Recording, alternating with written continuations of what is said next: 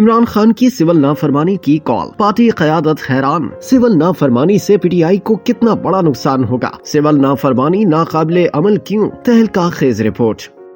Senior صحافی انصار عباسی کی خصوصی رپورٹ کے مطابق عمران خان کی جانب سے سول نافرمانی کی تازہ ترین کال پارٹی کے لیے حیران کن ہے اور زیادہ تر کے خیال میں یہ قابل عمل نہیں ہے۔ زیادہ تر پارٹی رہنماؤں نے اپنے داخلی واٹس ایپ گروپ میں بات کرتے ہوئے سول نافرمانی پر اپنے تحفظات کا اظہار کیا ہے۔ ان کے خیال میں یہ کال نہ تو قابل عمل ہے اور نہ ہی بر وقت۔ پی ٹی آئی کے ذرائع نے بتایا ہے کہ وہ عمران خان کے سامنے اس معاملے کو اٹھائیں گے اور اسے واپس کرائیں گے۔ ذرائع نے دعویٰ کیا کہ اعلیٰ ترین پارٹی قیادت میں شامل رہنما، جن میں P T I chairman barrister Gohar Ali Khan, secretary general Salman Akram Raja, Ali Amin Gandapur اور اسد قیصر کے مطابق انہیں سول نافرمانی کی کال کے حوالے سے ایکس پر عمران خان کی پوسٹ سے پتہ چلا۔ رپورٹ کے مطابق ایک ذریعے کا کہنا تھا کہ یہ تو قابل عمل نہیں ہے، نہ تو بیرون ملک مقیم پاکستانی پاکستان میں اپنے اہل خانہ کو رقم بھجوانا بند کریں گے اور نہ ہی وہ بجلی اور گیس کے بلوں کی ادائیگی بند کریں گے۔ حتیٰ کہ پی ٹی آئی کے رہنما بھی ایسا نہیں کر پائیں گے کیونکہ بطور رکن پارلیمنٹ سول نافرمانی میں حصہ لینے سے وہ نااہل ہو جائیں گے۔ پی ٹی آئی کے رہنما میں سے ایک کا کہنا تھا کہ جو عمران خان کو ان خطوط پر مشاورت دے رہا ہے وہ پارٹی اور بانی چیئرمین کا نقصان کر رہا ہے۔ 24 نومبر کو احتجاج کی آخری کال بھی عمران خان نے پارٹی قیادت سے مشاورت کیے بغیر دی تھی۔ اس پر پی ٹی آئی کے متعدد سینئر رہنما ناراض تھے